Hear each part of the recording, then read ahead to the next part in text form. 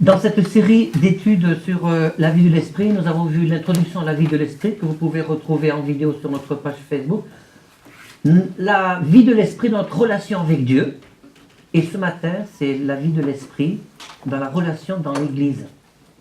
Et la prochaine fois, ça sera la vie de l'esprit dans mon service pour Dieu. Voilà. Et après, ça sera la vie de l'esprit dans ce que le Seigneur nous donne de faire dans tout ce qui est les dons spirituels.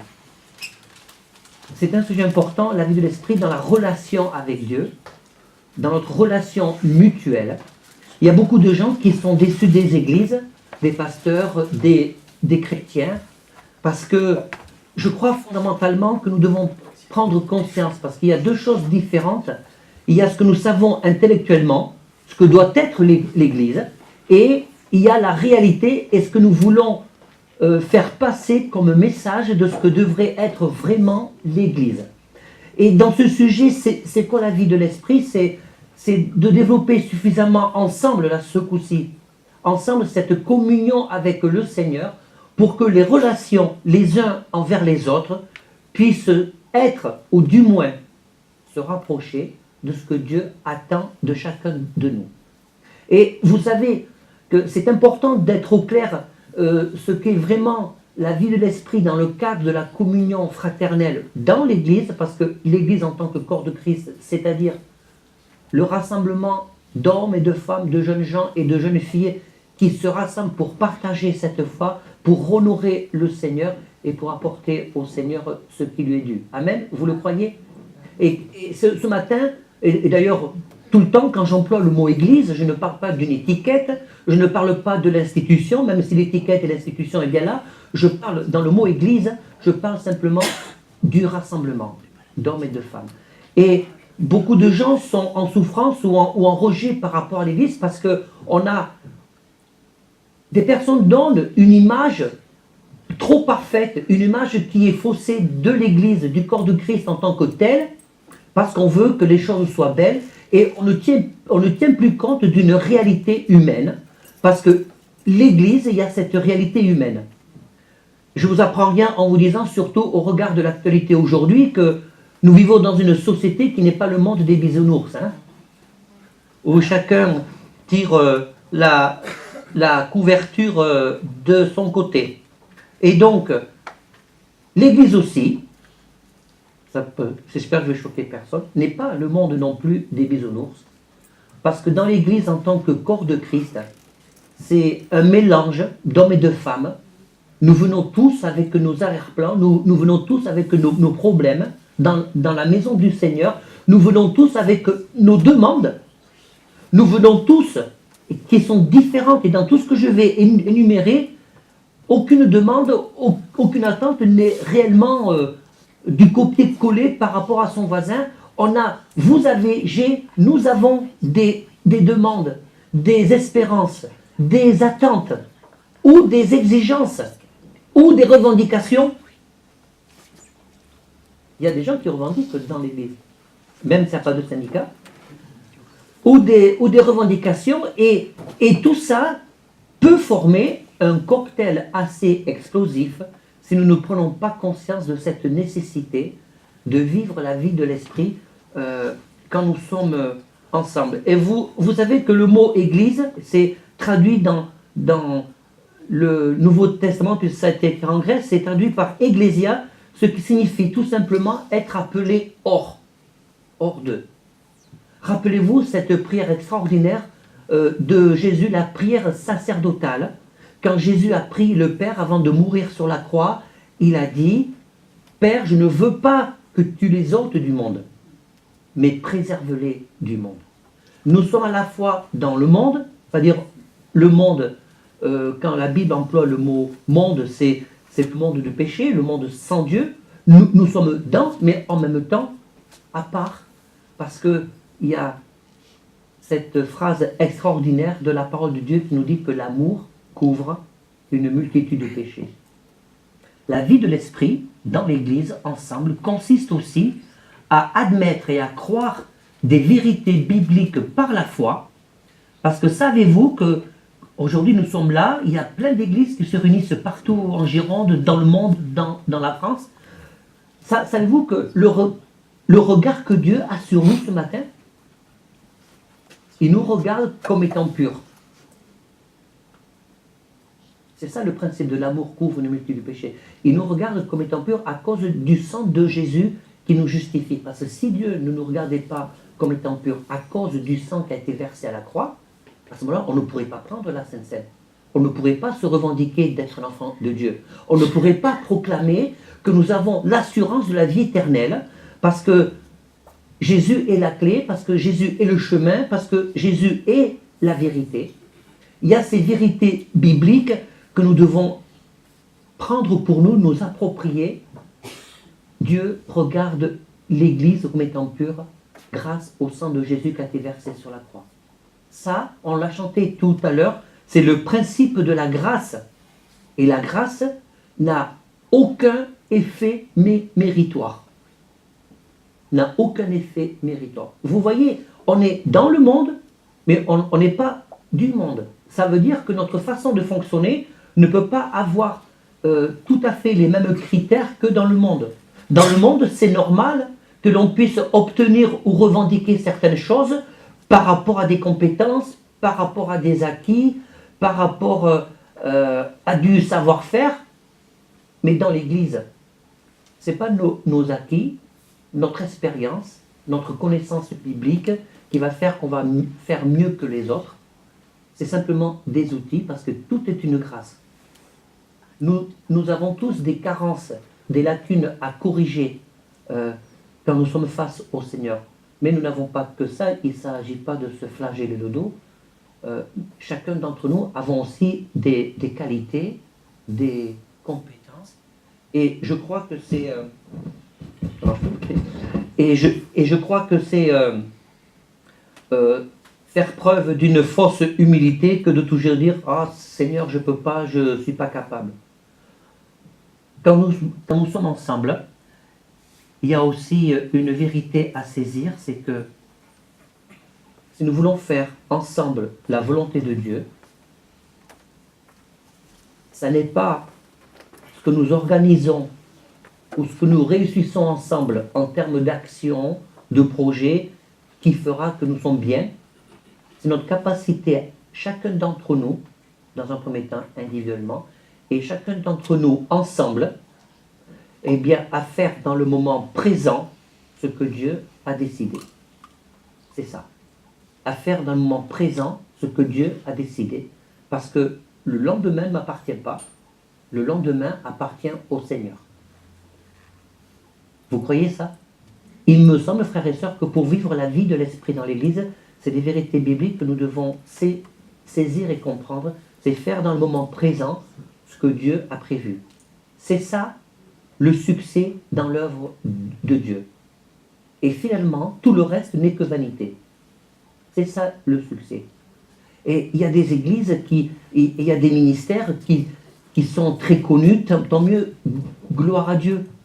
Dieu donne à chacun selon la foi qui lui est départie.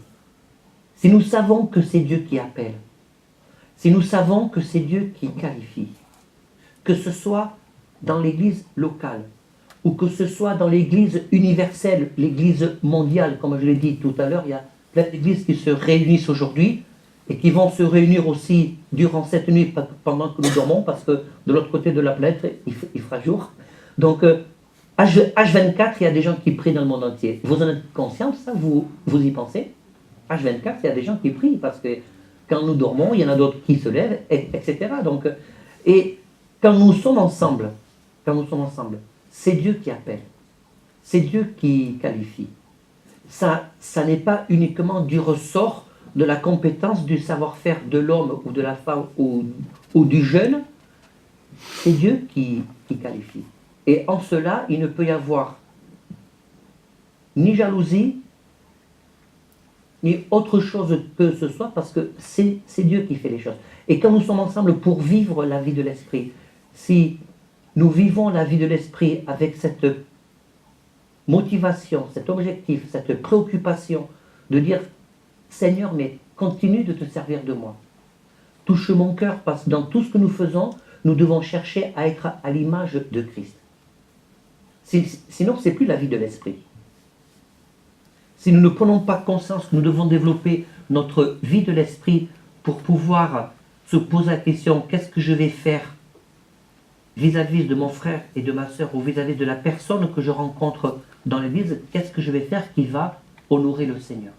Si on ne se pose pas régulièrement ce genre de questions, eh bien, quand on vient à l'église, c'est plus l'église. C'est juste une association cultuelle dans laquelle nous sommes inscrits dans une activité. La vie de l'esprit dans l'église doit être aussi un exemple dans le monde qui nous entoure. Et je dirais que nous devons trouver dans l'église ce qu'on ne trouve pas forcément dans le monde ou ce que le monde cherche. Je pense que c'est une erreur qu'il y ait des églises qui ont une spécificité pour les jeunes, pour les moins jeunes, pour des traditions, pour...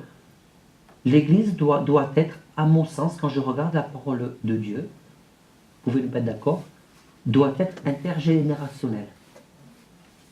C'est-à-dire que tout le monde doit pouvoir y trouver son compte. Ceux qui sont plus anciens, que ce soit au niveau des chants, de la façon de fonctionner, doivent y trouver leur compte. Les jeunes doivent y trouver leur compte. C'est un principe d'équilibre. Si l'Église n'est pas intergénérationnelle dans sa façon de fonctionner, dans la façon dont elle va vivre la vie de l'Esprit, dans la façon dont elle va recevoir les choses venant du Seigneur, quelle différence alors y aura-t-il dans le monde?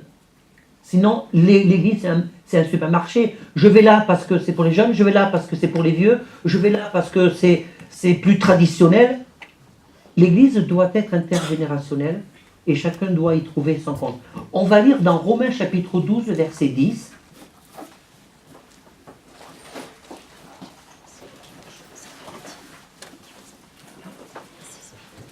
Que l'amour soit sans hypocrisie.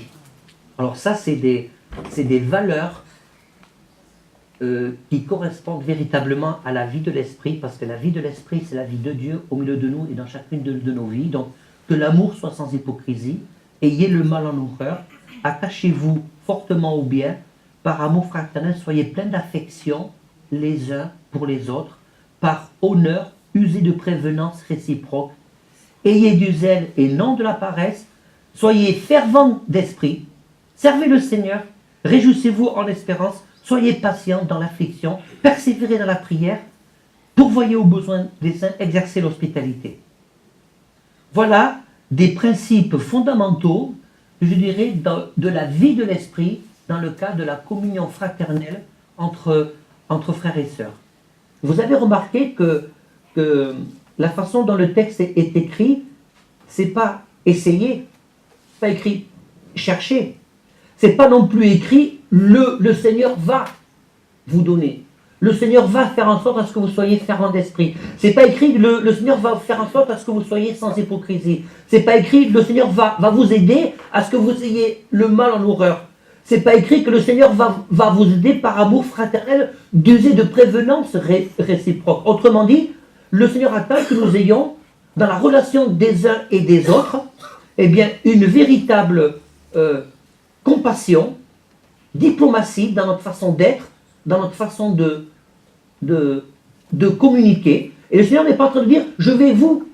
Le Seigneur nous donne, c'est un ordre. Soyez, ayez, cherchez, persévérez.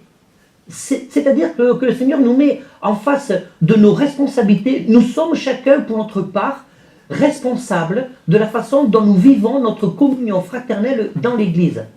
Et si nous voulons vivre véritablement la vie de l'esprit, si nous nous attendons à ce que Dieu fasse des choses au milieu de nous et que nous ne nous soucions pas de la façon dont nous gérons nos relations avec les autres, est-ce que nous pouvons penser raisonnablement que Dieu va prendre plaisir à se manifester au milieu de nous?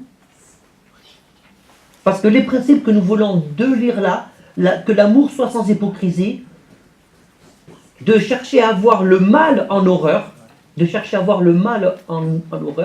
ça c'est des choses qui plaisent à Dieu. et de servir le Seigneur, de nous réjouir en espérance. Je me souviens quand j'étais jeune converti, j'ai donné mon cœur au Seigneur dans les années 80. J'ai donné mon cœur au Seigneur dans les années 80 et il y avait des gens qui n'étaient pas sages dans la façon de parler avec les autres. Lorsqu'une personne commençait à s'approcher du Seigneur, qui hésitait à se faire baptiser, j'ai entendu des gens dire, aller vers ces gens-là, ils étaient tout juste convertis. Alors, c'est pour quand le grand plongeon, hein? En parlant du baptême. C'était... si cantons, c'était passage. Et je trouve que la pression entre frères et sœurs ne vient pas de Dieu. Il ne peut pas, il ne doit pas y avoir de pression. Si quelqu'un exerce une pression sur l'autre pour le faire avancer plus vite dans la foi, ça ne correspond pas à la vie de l'esprit. Parce que la vie de l'esprit, c'est la liberté. La vie de l'esprit, là, de ce qu'on vient de lire dans la relation, c'est d'accepter que l'autre, peut-être, n'avance pas bien. C'est d'accepter que l'autre a des combats. La vie de l'esprit aussi, c'est la discrétion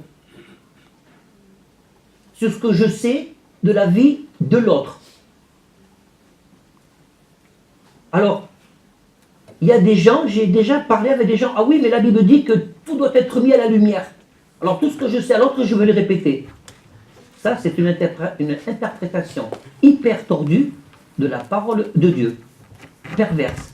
Parce que ce qui doit être mis à la lumière, ça, c'est le boulot de Dieu. Ce n'est pas le nôtre. Et par amour fraternel, soyez pleins d'affection les uns pour les autres. Il y en a peut-être dans leur cœur qui se disent, c'est pas évident d'avoir de l'affection les uns pour les autres. Parce que nous avons tous des tranches de nos caractères qui peut-être ne suscitent pas une affection. Bon, je sais que ça ne me concerne pas, et moi non plus. Bien sûr, je fais de l'humour. Donc, nous avons tous des tranches de caractère qui ne suscitent pas forcément de l'affection. Vous savez que dans le cadre de l'Église, la vie de l'esprit consiste aussi, si nous rentrons dans ce plan que Dieu nous donne, là, nous propose dans Romains 12, 9, consiste à faire l'effort, je dis bien faire l'effort de regarder Jésus dans l'autre. Comment est-ce que je peux regarder Jésus dans l'autre si je connais des particularités de son tempérament ou de ses combats? Alors, je vais vous dire, parfois, mes amis, on se complique l'existence par toutes sortes de raisonnements. Il y a juste un principe simple. J'aime bien, et je l'ai eu dit, et je vous le redis, et je vous le redirai, et j'invite ceux qui prêchent aussi à le faire, au milieu de nous, de revenir aux choses simples de la parole de Dieu, aux choses fondatrices de la parole de Dieu. Il y a deux choses, pour moi, qui sont fondatrices et que nous ne devons jamais oublier parce que nous comprenons le principe des valeurs de Dieu, l'échelle des valeurs de Dieu qui ne sont pas les nôtres. 1. La mort de Jésus à la croix, le fait de l'accepter, car Dieu attend. Jean 3,16.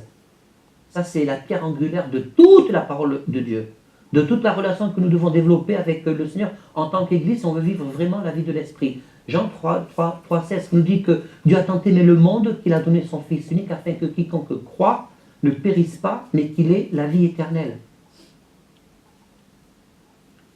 Et le brigand sur la croix, Jésus lui a dit, tu seras avec moi dans le paradis.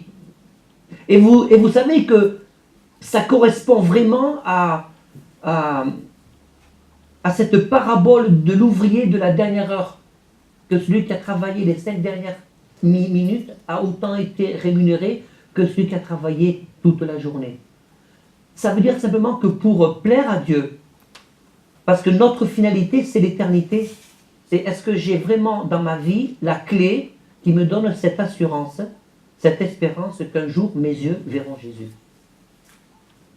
Et l'entrée dans le... Mais dans le ciel, après notre mort, ne dépend pas de ce que nous avons fait, ne dépend pas des œuvres, ne dépend pas de notre capacité que nous aurons eue et développée à remporter des victoires, dépend de notre attachement au Seigneur. Rappelons-nous que David était selon le cœur de Dieu parce qu'il avait une relation personnelle avec le Seigneur. Et la capacité que nous avons chacun à développer, à remporter des victoires sur des situations compliquées que chacun peut vivre, c'est pas ça qui fait que nous soyons, que nous serons, ou que nous pensons être mieux que les autres.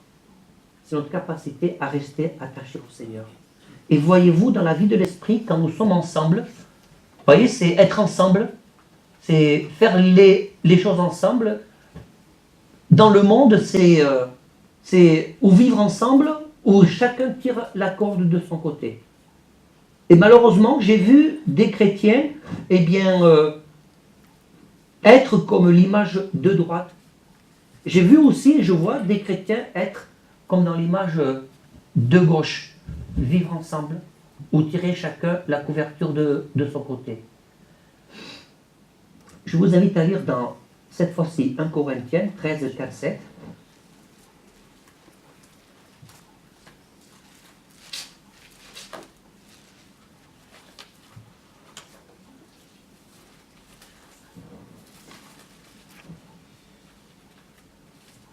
Il nous parle, l'amour est patient, l'amour est plein de bonté,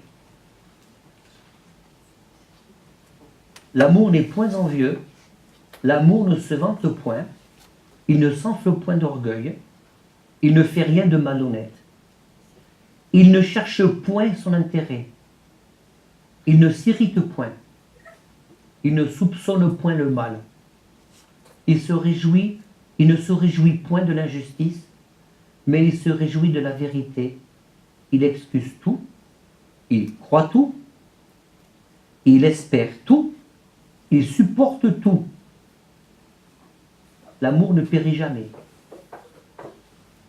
Les prophéties seront abolies, les langues cesseront, les connaissances seront abolies, car nous connaissons qu'en partie, nous prophétisons qu'en partie, mais ce qui est parfait sera venu, ce qui est partiel sera aboli. Au verset 13, maintenant donc ces trois choses demeurent, la foi, l'espérance, l'amour, mais la plus grande de ces choses c'est l'amour. Alors quand nous lisons à partir du verset 4 jusqu'au verset 7, si je lis ça avec mon raisonnement juste humain, la première idée qui me vient, mais le Seigneur est en train de nous dire, c'est pas grave si on te prend pour un pigeon. Quand on lit ça, en mettant de côté notre vie spirituelle. Parce que franchement, l'amour est patient, il est plein de bonté, il n'est pas envieux, il ne se vante point. Bon, ça en tant que chrétien, c'est un peu facile. Il ne s'enfle pas d'orgueil, il ne fait rien de malhonnête, il ne cherche point son intérêt. Mais il se réjouit de la vérité. Il excuse tout, il croit tout, il espère tout, il supporte tout. L'amour ne périt jamais. L'amour ne soupçonne pas le mal. Alors si on lit ça d'une façon humaine, on se dit, ça, si je l'applique, on va me marcher dessus. C'est pas ce que la Bible dit. Ce qu'on est en train de lire là, on est en train de lire un trait profond du caractère de la personne de Dieu. C'est ça. Et c'est ce que nous, devons aspirer. C'est le trait du caractère profond de la personnalité de Dieu. Et quand on a lu tout à l'heure dans Romains 12, 10, que nous devons avoir de la prévenance, vous savez, l'Église est le corps de Christ. L'Église est le corps de Christ. Et cette prévenance, cette bienveillance, cette douceur que nous devons manifester les uns envers les autres, si nous voulons vivre vraiment la vie de l'esprit, voir le Seigneur se manifester au milieu de nous, il y a un principe dans la parole de Dieu. C'est aussi, il y a plein de principes. Un des principes, c'est d'être fidèle dans les petites choses pour pouvoir espérer de plus grandes. Et il y a des gens qui veulent vivre des grandes choses dans le Seigneur, qui veulent que le Seigneur réponde à des prières, ce qui est juste, qui veulent que le Seigneur se manifeste puissamment, mais qui oublient de se poser la question, est-ce que ma relation avec mon frère et ma sœur est conforme à ce que Dieu me demande? C'est ça la vraie question. Et si on veut vivre la vie de l'Esprit, si nous croyons que le Saint-Esprit est là pour transformer chacune de nos vies, pour nous permettre d'exercer des dons, nous devons apprendre à regarder l'autre comme Jésus regarde. Et qu'il y a des principes dans la vie communautaire, c'est que quand quelqu'un est en souffrance, par exemple, ça c'est un des principes de la vie de l'Esprit, je crois, que quand quelqu'un est en souffrance, on n'est pas obligé toujours de lui donner des paroles de consolation. Nous devons développer cette sensibilité de l'esprit. Il m'est arrivé parfois d'écouter quelqu'un qui était en souffrance et j'ai compris qu'il fallait que je dise rien, simplement écouter. Il y a des gens qui espèrent qu'on leur dise plein de choses, mais aussi, il y a des gens, quand ils sont en souffrance, ils ne veulent pas qu'on leur fasse du blablabla. Et le Seigneur ceci, et le Seigneur ça. Ils ont juste besoin d'être écoutés, c'est tout. Ça, c'est un des aspects concrets de la vie de l'esprit, cette sensibilité. Il y a des gens qui sont en souffrance, vous êtes d'accord avec moi? Ils ont juste besoin, mais d'être écoutés. Si quelqu'un vient vous voir et qui vous exprime une souffrance, une difficulté, un combat, demandez vraiment au Seigneur de vous donner, dans cette vie de l'esprit que vous développez, de vous donner cette sensibilité, cette révélation. Est-ce que je dois dire quelque chose ou est-ce que je dois simplement écouter et ne rien dire, être là? Parce que quand des gens sont en souffrance, il y en a qui ont simplement besoin qu'on les écoute. Et ça suffit. Et ça suffit. Vous comprenez ce que je veux dire? Quand quelqu'un s'approche du Seigneur, rappelons-nous d'où nous venons. Rappelons-nous, quand on a marché avec le Seigneur. Et je ne cesserai de le répéter parce que c'est tellement important, parce que parfois, par des paroles, on peut briser la vie d'une personne. Parfois, par des paroles, on peut empêcher quelqu'un de grandir spirituellement dans sa relation avec Dieu et dans sa relation avec les autres. Dans tout ce que nous venons de lire, et j'insiste sur Romains 12, par amour fraternel, ayez de l'affection les uns pour les autres, par honneur, usez de prévenance réciproque. Être prévenant vis-à-vis de quelqu'un, c'est faire attention de la manière dont je vais me comporter, à la manière dont je vais lui parler, autant que ça dépende de moi, en fonction des connaissances que j'ai dans la relation humaine et dans ma relation avec Dieu. Je vais faire simplement attention que mes paroles ne soient pas des paroles de malédiction. Il y a des gens, il y a des chrétiens qui prononcent des paroles de malédiction à l'insu de leur plein gré. En toute bonne foi, si j'ose dire, par esprit de pharisaïsme et par esprit de religiosité. Non, tu ne peux pas. Non, si tu ne pourras pas. C'est toujours des paroles négatives. Et dans ce que nous lisons, nous ne devons pas prononcer des paroles négatives. Soit je ne prononce pas de paroles du tout, soit je prononce des paroles d'encouragement. Et le principe de l'amour, de croire tout, si quelqu'un vient me voir, c'est ça le fait concret de la vie de l'esprit. Si quelqu'un vient me voir et qui dit, j'ai encore chuté, on va reprier, et on va redemander au Seigneur sa grâce, sa bénédiction, jusqu'à obtenir la victoire. Parce que ce que Dieu fait avec toi, il veut que tu le fasses aussi pour l'autre. Et ce que toi tu as compris, l'autre peut-être ne l'a pas encore compris, qu'il lui faut encore un peu plus de temps. Et quel regard je vais avoir vis-à-vis de mon frère et de ma sœur, où je sais que dans sa vie il y a un combat, je vais me soucier plus de la vitrine de l'église où tout le monde est beau, tout le monde est gentil, ou simplement on prend l'église telle qu'elle est, on prend les gens tels qu'ils sont, parce que pour la bonne et simple raison, Dieu nous prend tels que nous sommes. On l'a chanté tout à l'heure. Bertil nous l'a rappelé, lors de la Sainte Seine, on s'approche du Seigneur avec le cœur dans lequel on est. Moi, je rêve mon église idéale. L'église idéale, ça n'existe pas. Alors, je tiens vraiment à vous encourager, parce que j'ai vraiment pas à me plaindre de l'église que le Seigneur m'a donnée en vos personnes respectives.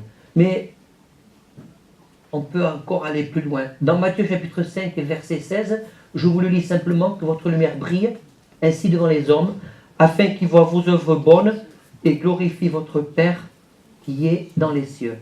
Dans notre relation avec Dieu, dans le cadre de l'Église, nous avons la responsabilité et je dirais l'obligation de faire en sorte de se soucier que le témoignage que nous véhiculons ne puisse pas être un contre-témoignage par rapport aux gens qui ne connaissent pas mais le Seigneur. Je vais le dire différemment. Vous voyez, la manière de regarder l'autre peut être un obstacle ou un pont à la vie de l'esprit dans l'Église. Voilà. Si j'ai une relation avec un frère, avec une sœur ou avec un jeune, et que je lui fais comprendre que c'est pas bien ce qu'il fait, c'est pas bien ce qu'il dit, c'est pas bien comment il pense. C'est à chaque fois cette relation, elle est basée dans c'est pas bien, c'est pas bien, c'est pas bien. Il faut que Yakakon. Alors moi, le pays des faut que Yakakon, je ne sais pas où il est. Et en plus, je ne veux pas le savoir. Parce que ceux qui connaissent le pays des faut que Yakakon, ben, ils sont prisonniers de beaucoup de choses en fait. Mais si par ma présence, je permets à quelqu'un de faire ne serait-ce qu'un petit iota de progrès, ça c'est la vie de l'esprit. Vous ne croyez pas? Tu, nous sommes responsables de notre façon de parler, de notre façon d'aimer vis-à-vis de l'autre. Tu es responsable que ton attitude soit un pont ou un obstacle à ce que l'autre puisse aussi avec toi vivre la vie de l'esprit. Tu es responsable. Ce n'est pas le rôle que du pasteur. Hein. Le problème aujourd'hui dans nos milieux, c'est qu'on sacralise des fonctions. Je le dis vraiment, j'ai envie de dire de tout mon cœur, le pasteur n'est pas sacré, les anciens ne sont pas sacrés. Ce qui est de sacré, c'est tout ce qui vient de Dieu. En tant que personne, je ne suis pas sacré. Vous comprenez ce que j'essaie de vous dire? J'ai pas envie d'être sacré parce que je ne suis pas Dieu, je ne suis pas Jésus. Voilà. Je considère que notre seul objectif doit être d'honorer ce qui est sacré. Et c'est quoi qui est sacré? Bien, c'est tout ce que nous venons de lire. Rentrer dans le projet de Dieu. Avoir de la prévenance. Manifester véritablement l'amour de Jésus. Ça, c'est sacré. La Sainte Seine est sacrée. La parole de Dieu est sacrée. Nous, on est juste des instruments que Dieu, dans sa grâce, dans son amour, a bien voulu utiliser. Dans Jacques chapitre 3, verset 18, il nous est dit que le fruit de la justice est semé, la paix et le fruit de la justice est semé par les artisans de paix.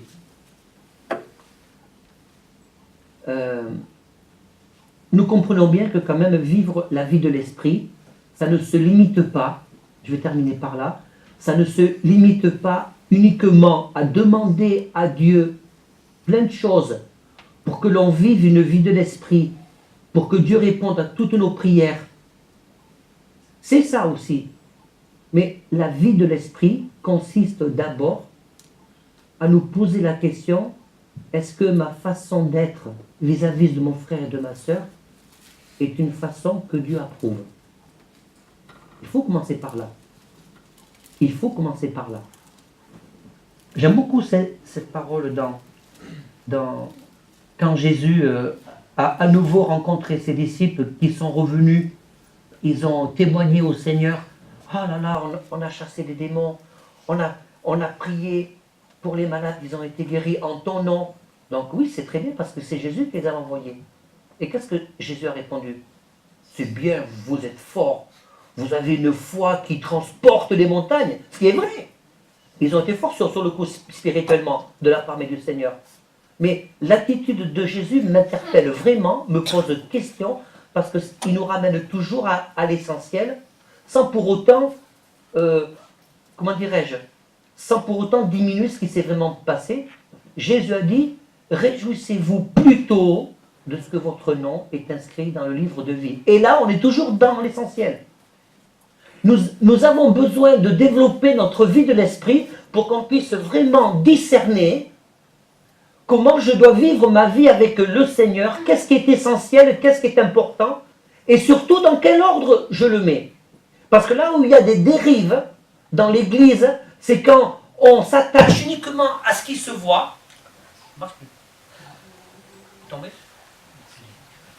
C'est qu'on s'attache uniquement à ce qui se voit, et c'est qu'on oublie finalement l'essentiel. C'est ça qui nous empêche de vivre la vie de l'esprit. C'est de remettre les choses à leur place et à leur endroit. Vous êtes d'accord? J'ai envie de vivre la vie de l'esprit. Et vivre la vie de l'esprit aussi, c'est de communiquer ça les uns vis-à-vis des autres. C'est de communiquer que Dieu n'a pas changé, le Seigneur n'a pas changé. Sa parole, je vais demander aux musiciens de le dire, sa parole est toujours la même, en définitive. Amen. Elle est toujours la même. Elle ne change pas. Et le Seigneur veut toujours nous interpeller pour que nous puissions dire, Seigneur, eh bien, j'ai tellement besoin de toi. Je veux vivre dans ta grâce. Je veux vivre dans ton amour. Je veux continuer à être touché par ta grâce. Je veux réévaluer ma relation avec toi. Je veux réévaluer ma relation avec mon frère et ma soeur. Je veux te demander pardon si, dans le service que j'ai fait avec toi, je suis tombé dans une routine et que mon service, j'ai attaché plus d'importance à mon service que d'attacher de l'importance à ta personne et aux autres que je sers. Vous comprenez? C'est de remettre les choses à l'endroit. Et le Seigneur veut toucher ton cœur ce matin.